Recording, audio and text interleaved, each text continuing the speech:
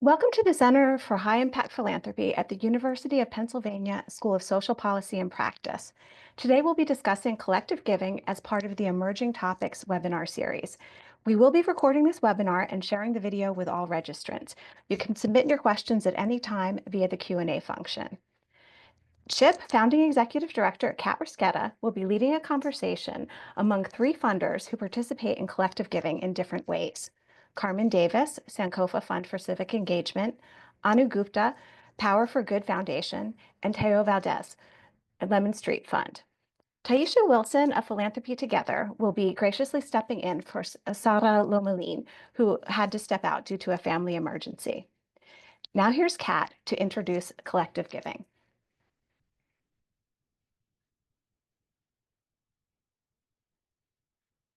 Thanks, Kelly. So each year, our team here at the Center for High Impact Philanthropy updates and publishes our annual Giving Toolkit. It is a free public resource filled with actionable guidance for high impact giving year-round. For 2025, we highlighted 3 emerging topics, including collective giving. Now, this topic is not at all new, but it has grown significantly in recent years.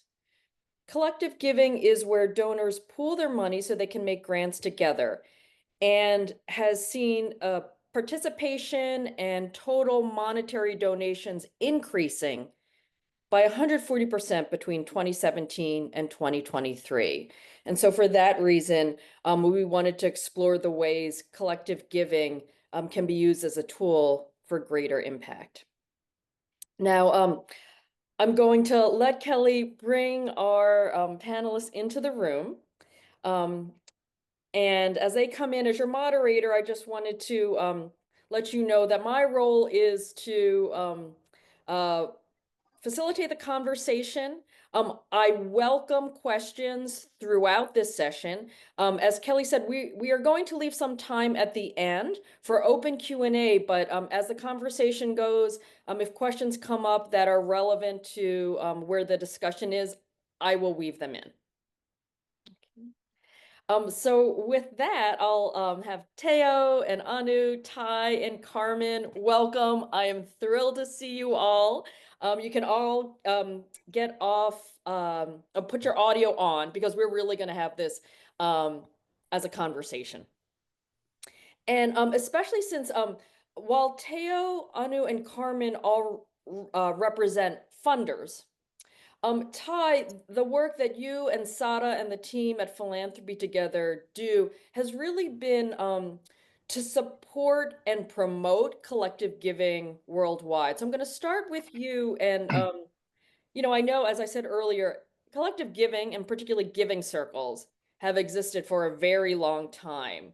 But for those who are new to the concept, can you sort of describe what some of the elements or principles of effective collective giving are, and any insight into why the dramatic increase Mhm. in their use? Oh, sure. Well, thanks for having me. And I'm so glad we're having this conversation, y'all, because I'm definitely a collective giving junkie and want more people to join us in this movement. So just honestly, I appreciate the conversation and for y'all centering this. All right, so collective giving. The work that we do at Philanthropy Together, you're right, we are field catalysts for collective giving. So our mission is very straightforward. We're just trying to scale and to continue to strengthen the practice of collective giving globally. Now, we don't want to make any assumptions about what folks know about collective giving, giving circles. So I'll do like a one-on-one. Essentially, collective giving, y'all, is a social collaborative experience. It really is, right? Collective giving is not just a funding mechanism, but it's more of a powerful and highly effective strategy for community empowerment, resource allocation, and it's a very democratic way to do philanthropy. The concept is rooted in many people coming together. It's like 5 key elements of collective giving. It's the first piece of many people coming together. So like us, we're all here together. Around shared values. So it centers values at the heart of it. And that building community around shared values creates a sense of belonging, which is wonderful, right? So that's the first step. Once the group comes together, then we learn and discuss. We talk about issues. We learn about our community. We learn about different perspectives from one another. So there's that learning and engaging element that's very unique to collective giving. It's not like checkbook philanthropy where we're just dropping some money and running. We're actually really rooting ourselves deeply into what the issues are that we're funding and hearing one another so that we can have those diverse and lived experiences in the conversation. And then everyone gives. That's the third element. So we come together, we talk, we like to talk and have fun, and then we pull our resources. That's where that's the magic sauce. We all give. Everybody gives. And we like to, when we say give, we're not just our treasure. We often refer to like the 5 T's. I don't know if y'all have heard of that, but it's like our time, our talent, our treasure, our testimonies, right? I'm missing one: time, talent, treasure, testimony, and talents. And so everyone gives, we pull those resources, and then the end piece is we all collectively, not individually, we collectively as a group decide where we want to deploy those resources, where we want to deploy our pooled resources together. And the end result of that is impact that's multiplied, it's amplified from what we can do collectively as opposed to what we will do individually. So those are the 5 key elements: coming together, shared values, learning, pulling our resources together, everybody have a say so, collectively deciding where those are going for amplified impact. And Kate, you asked a 2-point question. It was like a 1-2. Tell us a 101 overview. And then the second piece of like, why is this emerging? Why is collective giving taking off, right? Yeah. One, if you think about it, it's people powered philanthropy. A lot of folks we're looking for our folks. We're looking to build community with one another, especially now, right? You have a lot of people that are moving, a lot of people are moving in our nation, right? I'm from Dallas. A lot of people have moved to Texas. And I use that as an example of a way in how people are looking to build community. And so I think that that's the number one reason why a lot of people are gravitating towards collective giving, because it gives you the ability to connect with others around shared values. You have that learning piece, and you are able to collaborate and join forces with other like-minded people. So there's that. But then externally, y'all, we're not cute kids on the block. I mean, collective giving groups, there's over 4,000 plus of us here in the United States alone. Collectively, we're moving $3.1 billion. So when you talk about also why we're kind of we're emerging, it's because it's effective. Money is being moved to where it needs to be deployed in our communities. People are building community one another, and we're having fun doing it. So I'll stop there because I can talk all day, but my voice can't be the only voice here because we have other good voices here. So Kate, pass the mic. Okay. Ty, that was fantastic. So shared values, learning, engaging, pooling resources, collective decision making, amplified impact, right? This is the power of collective giving. And what's great is that Teo, Anu, and Carmen all reflect what it looks like in practice in different ways. So I'm going to start with you, Carmen. Tell us a little bit about yourself so folks know where you're coming from, and also, what does this look like, in practice for you? Yeah, so I am here on behalf of Sankofa Fund for Civic Engagement. We are a local Chattanooga-based giving circle, a group of friends who came together. A lot of us found ourselves to be the same ones who were serving on boards and leading different community efforts. We're all in, professional leadership capacities. And Sankofa was first a safe space for us to come together and discuss how we're being pulled in different ways in community. And so that was about 10 years ago when that discussion happened, and said, well, what can we do to come together to have more control over how we're using our, as mentioned, time, talent, and treasure in our community? Like, how can we come together and do this in a more concentrated effort, and one that directly benefits the African American community here, whether it is African American centered organizations, led organizations, businesses, events, so on and so forth. And so we came up with the concept of Sankofa. And in 2016, we gave our first gift, our first investment. And since then, we've invested around $1.5 million in our local African American community here. And for us, it was about having more control over how our dollars were invested, but also making it easier for people who needed those dollars, because a lot of people do not speak, as I like to call it, grantees. They don't speak that language. They don't have professional grant writers on staff. They don't have, accountants and all these people who can put together these lovely packages and presentations for people to review and speak that language. And it makes it harder, because I also came from the corporate giving space before I'm in my current role. And so a lot of people don't speak that language, don't know how to use all of those kind of buzzwords, that whatever the buzzwords are for that year for giving. And so we wanted to make it easier for people to get access to dollars and resources, because sometimes it's not just about our dollars. A lot of times we connect them with other resources, other groups who might be doing similar things that we see they can come together to make an even bigger impact in what they're trying to do. And so it was about having a little bit more control and making it easier for people who look like us to have access to those funds and those dollars. So it reinforces something Ty said at the beginning, the democratization of philanthropy. And before we move on to Teo, Sankofa, where did that name come from? Yeah, so it's comes from Ghana. It's the Sankofa bird. If you ever see it, it has an egg in its mouth. It's looking back. So it's looking back at the past and pulling from the past, and that wisdom from the past and bringing it into the future is how we look at it. It has a lot of different interpretations, but we look at it as pulling from those things from the past, because giving circles are not new, especially in the Black community. Yeah, for me, so I work in government currently, and I do manage some of the agency investments that we do from a government standpoint, and a lot of and not assuming that we know what the community needs.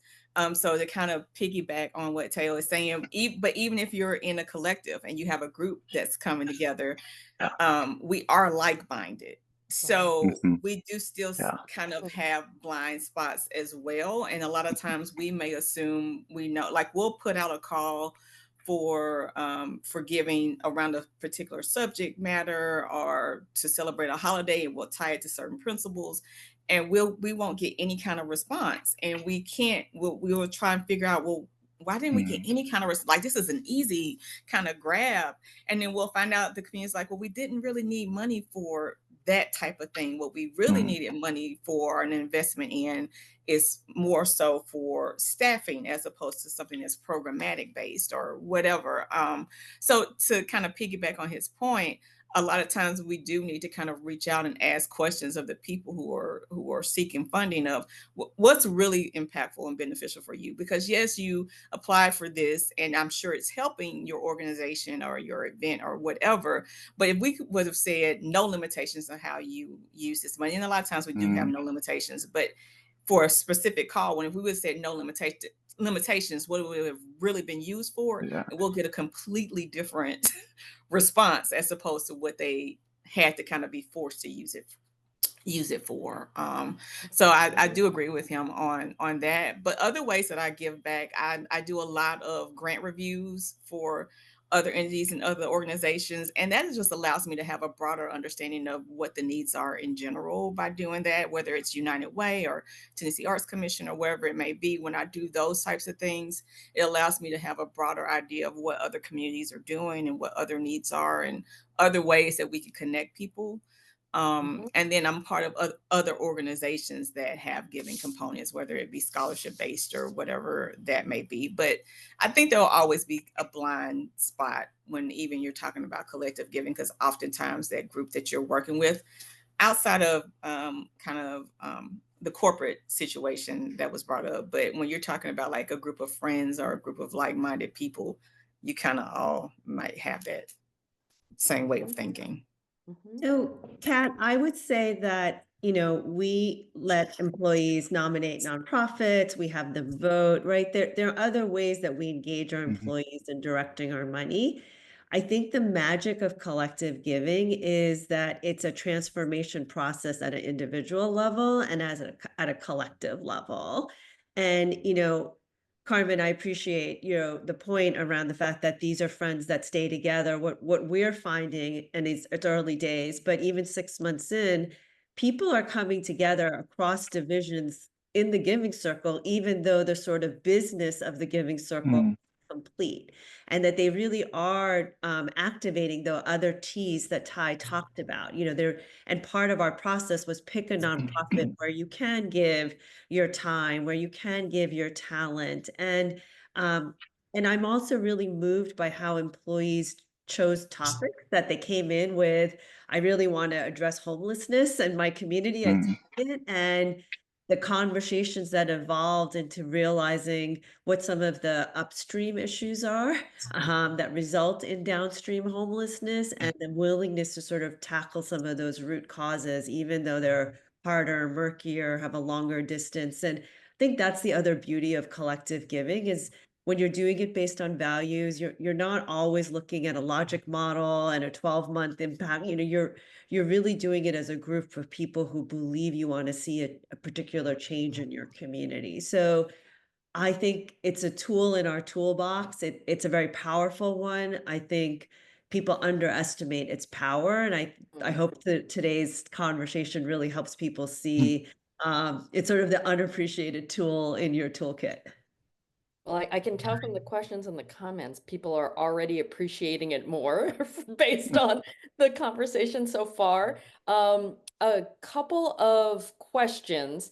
One, and maybe this is best for Ty, because I think you mentioned just the sheer volume of funding that is flowing through these efforts. Just confirming 3.1 billion given annually. Is that a sort of fair estimate right now? No, it's not annually. So Okay. all right, so we did a landscape research on collective giving, y'all. The first research was done in 2016, and then most recently, in partnership with the Dorothy A. Johnson Center, Philanthropy Together, we did a new landscape research on collective giving. So between 2016 and 2023, basically in the time frame between those two research, we realized that the movement has grown 61%. So like in 2016, there was I think there was like 1,500 giving circles in the US. Now, in this new research report, it is 4,000. In 2016, we were moving 1.3 billion. Now we've moved 3.1 billion. So we've seen such a significant increase from like the 2016 when they originally did that landscape research, and then the newest research that y'all can find out and y'all can nerd out. It's a whole research report at collective.giving. And I wanted to highlight something that Anu just talked on, because yes, this collective giving is so transforming, y'all, because when we think about true philanthropy, it really isn't about who gives the most. It's really about how we give together. And so collective giving is transforming what Anu said. It's transforming not just the sheer volume of the resources we're moving out. $3.1 billion is a lot, but we are also transforming the members themselves. There's some internal shifting that's happening. That research report that came out, members themselves, they told us in that research that they feel more deeply aware and empowered to be a part of change and to have a say so and a say so in where resources are sent to.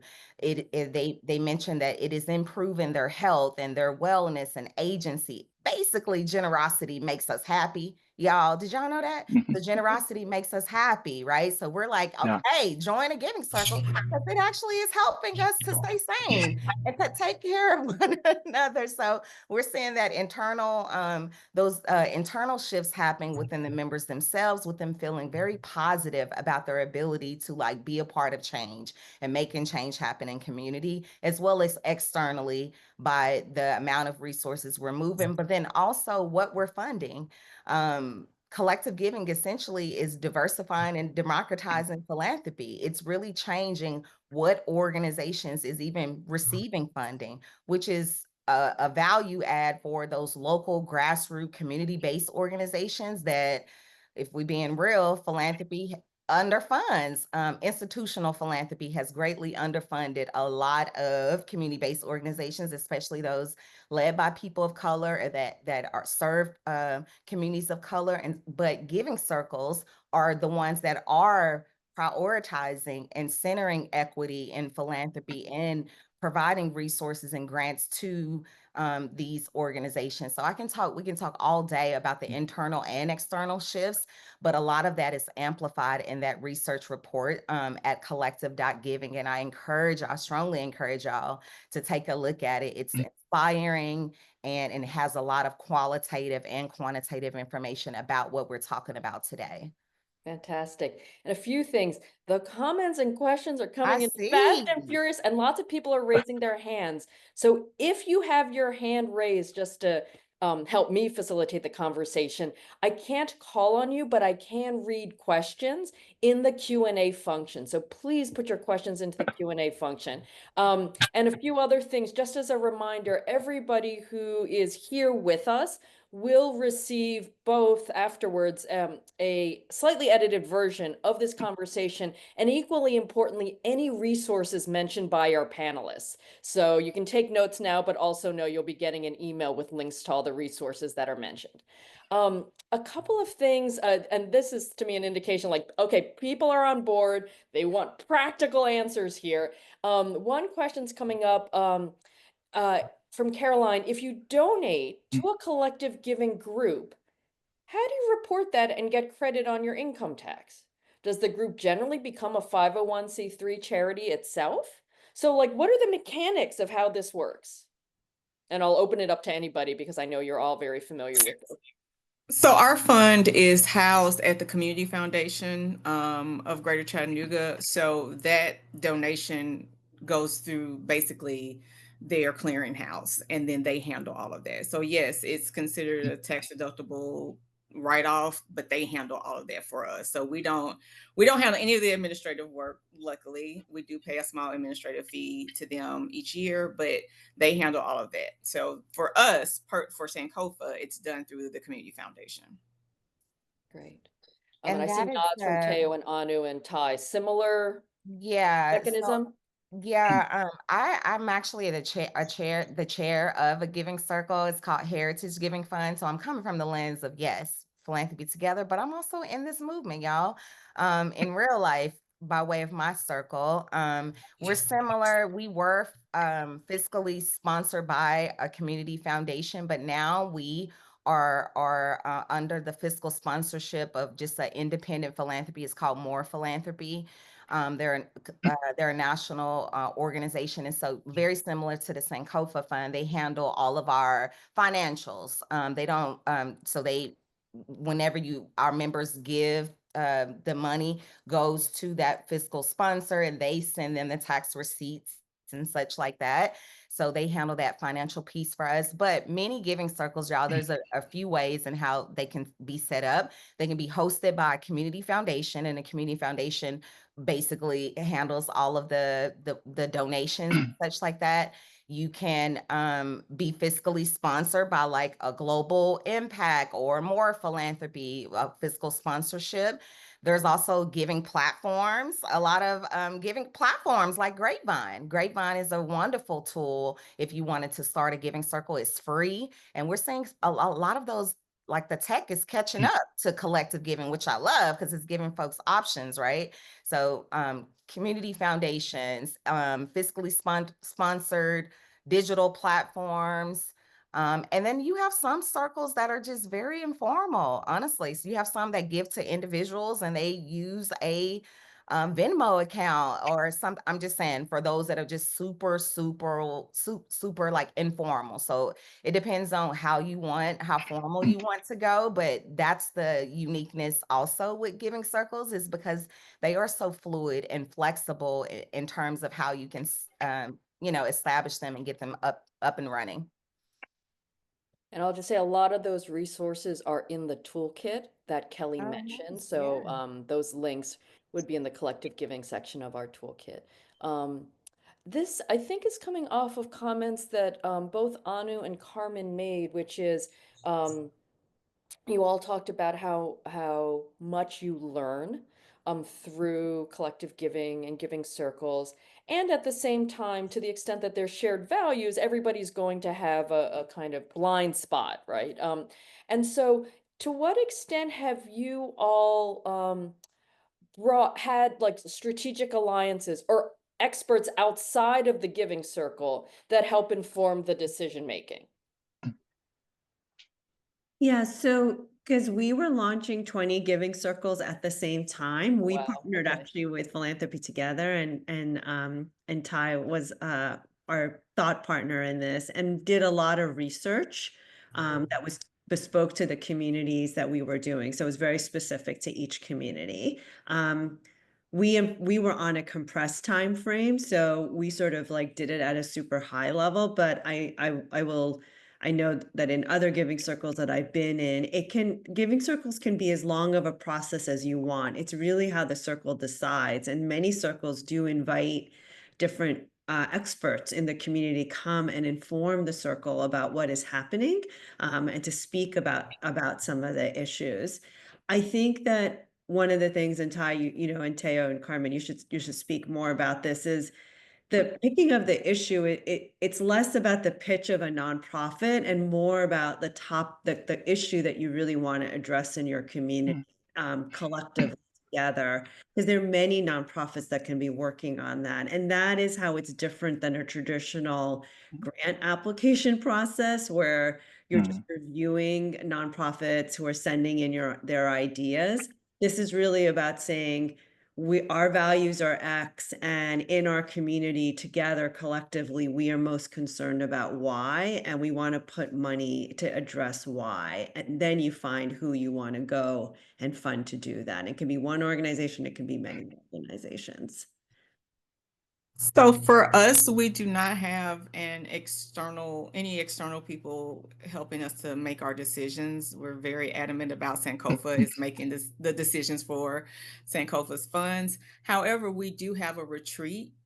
We try to do it once a year where we'll bring in external people to help us with how we look at the decisions that we make, how we can stay on track, those types of things. So we've worked with Tracy Washington before to come in and do some work with our giving circle, but we'll bring in basically, somebody to help us with, strategic thinking and strategic leadership. But as far as the actual decisions on who we fund, sometimes there are, hour-long conversations about one particular application because everybody feels passionate one way or another about it. But it's always going to be Sankofa that is making that decision. Hard stop. And for us too, our circles make the final decision. No one on the outside makes a decision for them. Right, so you're both making a distinction of the decision making is done collectively by the members, but that doesn't preclude getting expert advice or input from outside the membership. Okay, Right. So we might reach out about some more information about a particular group or a particular initiative that they're trying to do. Is there somebody else in that space, or so that may happen? But yes, the decision is always going to be at Sankofa. Okay. I'm going to give this one to Teo because it's specific to something you mentioned at the beginning, which is collective giving within a family. And I know you have experience with that, and so collective giving with family, and if you have any examples of including parents or kids. Yeah, I think this is something that I am wanting to learn more about. And, you know, some of the best some of the best, most fulfilling relationships we have in our lives are with our family, and also some of the most trying and challenging relationships. It's because they mean so much to us, right? Exactly. Yeah. And I think um, like the first thing I would say when it comes to family is to be patient. And I think, we hadn't done a lot of giving with our extended family up until a few years ago, when it kind of just worked out for we realized that we had some aligned values. Emily and I did, with some of the giving that her parents were doing around food scarcity, and the Chattanooga food bank was doing a new initiative on what they called ending the line. So you're like feeding the line, but they called the end the line work. And so looking at like what are some long-term solutions so that like we don't need a food bank anymore. And we're really interested in that as a novel strategy and approach to their for their work. And so we ended up making grants as a family together. And I also felt like it was cool that we were able to come together as a family and say that while we gave the grants that we made it's actually a multi-year grant, but the grants that we're making are unrestricted funds. We let them know that we were giving this because we so appreciated their like strategic thinking and desire for this future where we no longer need a food bank. And I feel like we kind of leverage some of not only the money, but also some of our social capital as a family to be able to do that. And it just so happens that we're actually going to be having some facilitated family conversations about money and giving in the coming weeks.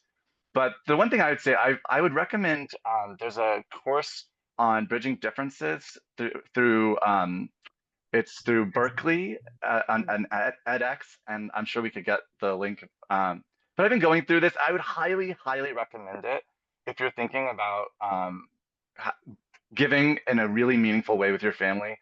I'm about a third of the way through the course, and I found it to be really helpful for me to think through how to have meaningful, um, empathetic relationships and work with people who might have different experiences, different identities, and that they're bringing to the table.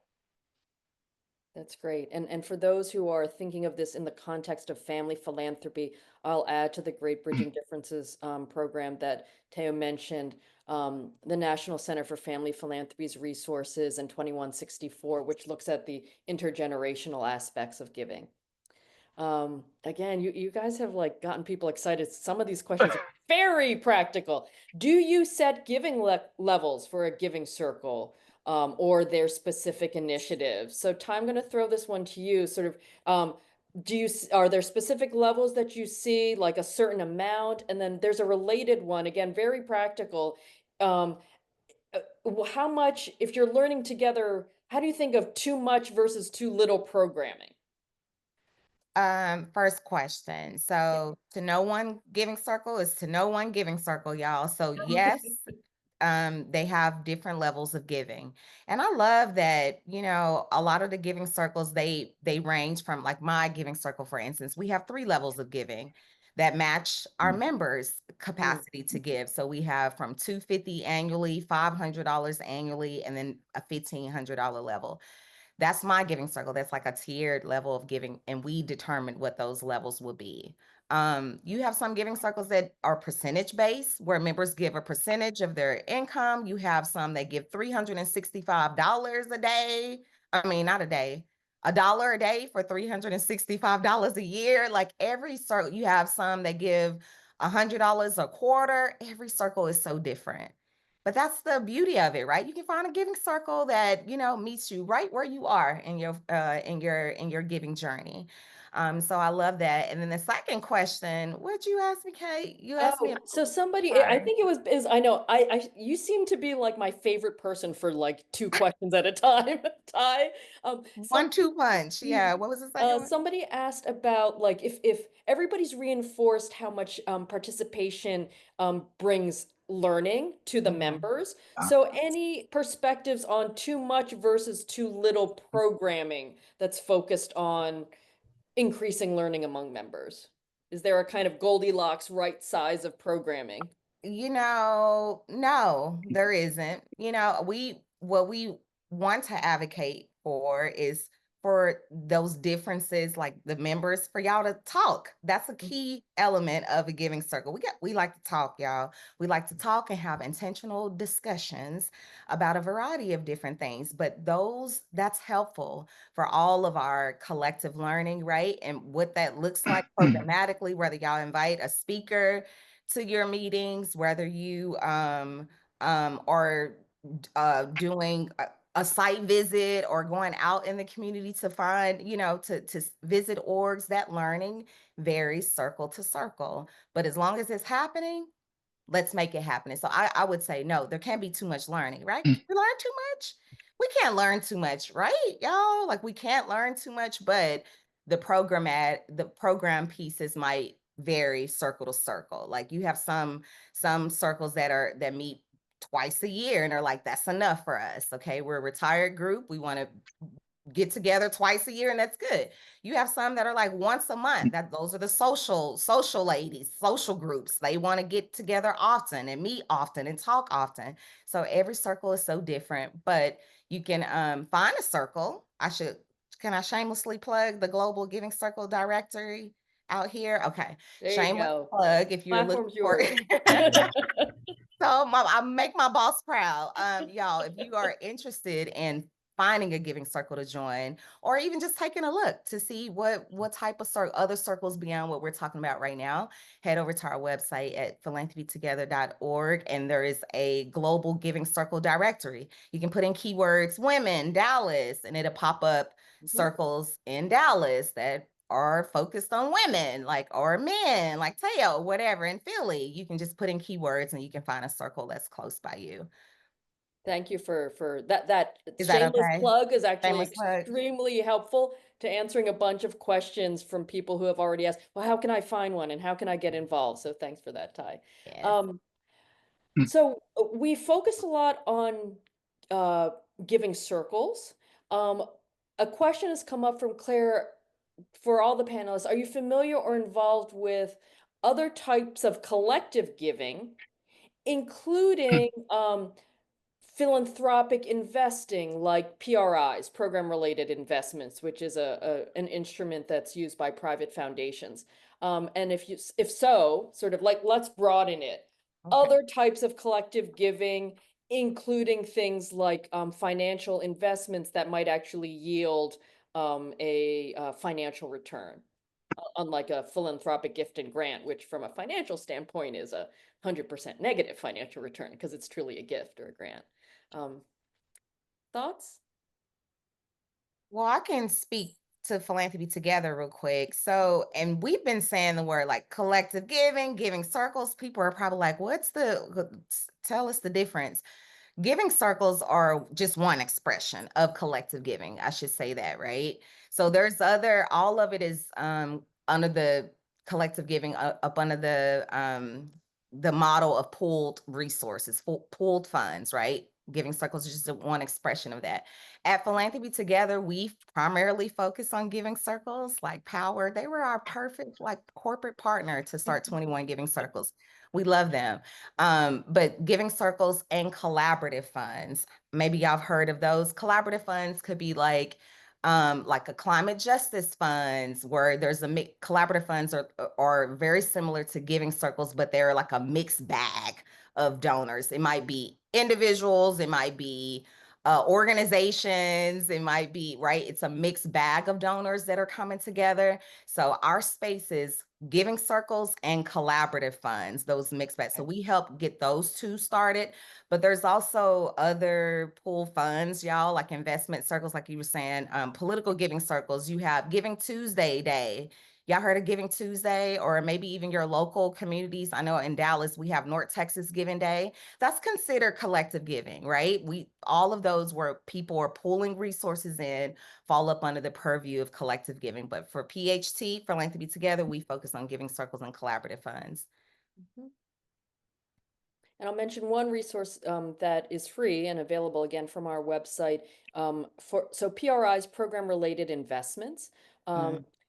There we have a case study of a group of foundations who had never done one before, so decided to collectively do a PRI for the first time with many of the benefits that people just described, right? It was new to them, but they were able to collectively have greater impact and learn together because they weren't doing it alone. And so there's a very nice case study of a group of foundations who decided to do their first PRI I together. love that. Yeah. So although Sankofa has not dived into that, Yeah. I am familiar with some other organizations who have. On the flip side of that, we have used our money to invest, like we were given an equity investment opportunity. And so we invested in a local hotel that was being built. And so we could get more money off of our money to invest back into the community. So on the flip side of that, Cool. we have made some strategic investments with and pooled our funds in order to make an even bigger impact in the community. I love Mm. that. This is, I think, especially for Anu, appreciating how, unlike a group of friends that maybe are friends because they already share a set of values and interests, can you talk a little bit more about shared values within a corporate or workplace setting, decision-making models, um, and is there's a way in which that there's leaders to that are sort of reinforcing values? So, especially in a setting where like people are maybe presenting more as professionals, may not be friends, may not like some of their coworkers even. Talk a little bit about what this looks like in that setting. Yeah, it's really interesting. I think that, and Ty knows this because she facilitated these groups, there was a tendency for people to start naming the company's values because it was a common source of connectivity. And I think that we really had to, in the conversation, acknowledge that the company had values, but really have people just talk about what their own values were. And you would be really surprised that, people have a lot of similar values. And I think what we did was we used really sort of a generative process to create lists.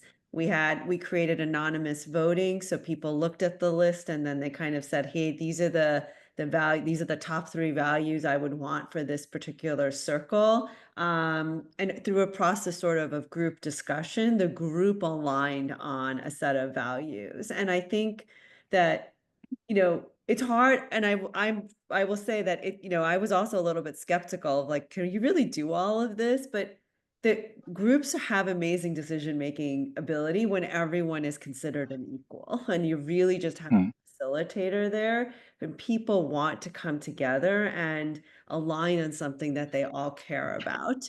And we did have mixed groups. We had people there who were leaders in the office and people who were hired into the company, 4 weeks ago. And both felt that they had voice to talk about this because it was really about it wasn't about work. It was about, showing up in the community, and making a difference in the community. And I think that's why it was able to work out that way, is it had to be positioned, and it was really why we worked with Philanthropy together to facilitate these. I don't think we would have been able to just pull these groups together and say, here's some instructions, go do this. It was really sort of a process, but I will say all together, the entire process end to end was 3 to 4 hours, over, a course of maybe a month, maybe 6 weeks. And so, as Ty said, different giving circles have different cadences. We sort of had this we picked this particular cadence. And I think earlier someone asked, we did set some thresholds across the group that, we wanted to pick one nonprofit to receive the money, that no one had to donate money. So we kind of, because we were giving the money to the employees. So we did set some of those parameters equivalent across all the groups, and base the amount of money based on the size. We have some very large locations and some very new locations that have fewer employees. Right. By the number of questions that keep coming in, I could hold you all here for like another Part hour, 2. but I Gotta won't. do part 2. Gotta bring us back Um, for part 2. there you go, part 2. But before we sign off, I want to give each of you an opportunity to sort of any parting thoughts or advice for the people who joined us today. And just by how you are on my screen, why don't I start with Teo? Any final thoughts? Sure. I think, you know, um, there's a guide, I don't know what you call it, but from the Center for High Impact Philanthropy about that's called Talent for Giving. And it kind of breaks down the work of doing giving really well. And I think it makes it very clear that giving is more than just the check. And so I think that I would encourage people that when they're thinking about giving with others and giving in community, that they would think about how they're strategizing, how they're like identifying values, how they're evaluating giving, as well as how they're having more impact by giving together, like actually monetarily. But to think broadly about what giving is, and then find ways to do all those different steps with other people, even if they're not all done with the same people. Excellent. Thank you. Anu? Um, I think philanthropy is often perceived as being done by quote unquote experts. And that you need to, um, you need to have a certain kind of life and life experience to be a philanthropist. And I think Giving Circle just makes it very accessible that anyone can go through a very structured process and realize that they can make a difference, not just with their dollars, but with their time, with their connections, with their caring, in so many ways. And so I'm really glad there's been so much interest in this. And there are very low risk ways of getting involved in circles and in employing circles. And I'm happy to connect with anyone offline who wants to think about bringing Giving Circles to their companies, because we're really excited about that. Ty, thoughts? Parting thoughts? Yes. Um, yes. I second it, what Anu and Teo just mentioned. I would just say that collective giving is not just about pulling money. It's about pulling hope, pulling power, and pulling our like collective imagination. Y'all, like we're so much stronger together. We are so much more like and similar than we are different. Our communities, we deserve to take care of one another and be taken cared for and loved on. All of us need that in our life.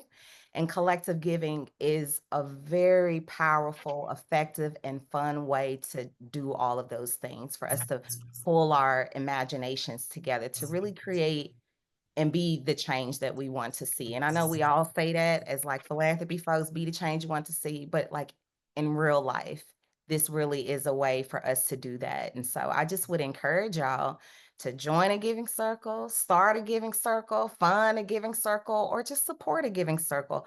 Learn about what we're doing collectively and figure out how you can join us. And very similar to Anu, if y'all are interested in starting a giving circle at a DAF, I know there was a question around DAF, and that's a yes. You can use your DAF account to start a giving circle. But if y'all are interested, seriously interested in starting a giving circle, please consider Philanthropy Together as a partner and an ally in this work, and we can help you get started. Thanks, Ty. And Carmen, I'm going to give you the last word among our panelists. Oh, goodness. Sorry about well, that. I guess, like Sankofa Fund, we exist because we know that, real transformative change happens when like our communities are empowered to define and pursue their own solutions. We're just a tool to help them get to that place. And I will say, in our current climate, now we understand that more than ever, we, like Sankofa and anybody that's a part of a giving circle or any kind of philanthropic moment, needs to know that we got to stay rooted in that mission to help people make real transformative change. So that's where I'll leave it. Well, thank you. You guys are getting a lot of love on the chat and on the Q&A. And Lucy has already said, I would absolutely attend part 2. So Let's So run thank it. you all, and I'm going to pass it back to Kelly to close us out and just ask folks to please let us know how you felt this webinar went, because we care about the impact of these kinds of programs too. Kelly? Yes, thank you to all of our speakers and everyone who had such great questions today. Before you leave, we have a 3-question survey to ask how to get feedback about how we're doing. It also includes a space where you can include comments or questions where you can get a response. So look for a follow-up email with all of the resources and the videos in the days ahead. And thank you for working together towards creating greater impact.